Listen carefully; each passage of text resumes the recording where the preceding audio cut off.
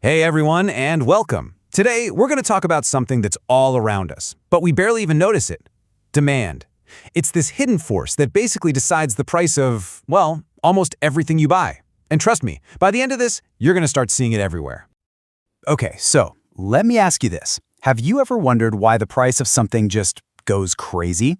Like 1 minute, concert tickets for your favorite artists are totally affordable, and the next, they're through the roof. Or think about a new phone. It comes out, costs a fortune, and then a year later, it's way cheaper.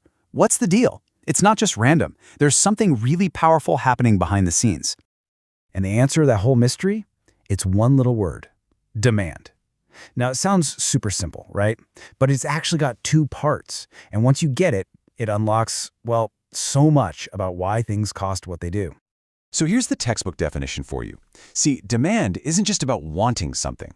The two key ingredients here are desire and ability. You've got to have both for it to count as real economic demand. Let's dig into what that actually means.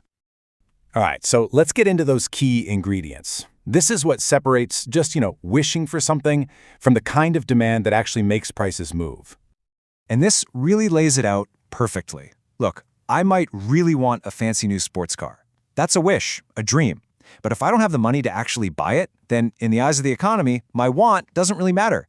Real demand, that's when you want it and you've got the cash to back it up. And here's the thing. Demand isn't static. It's always changing. Just think about it.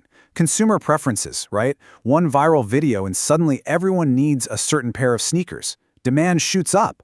Or what if you get a raise at work? Your income goes up and suddenly you have the ability to buy more stuff, maybe better coffee or even a new car. And get this, even the price of other things matters. If the price of coffee skyrockets, maybe you switch to tea.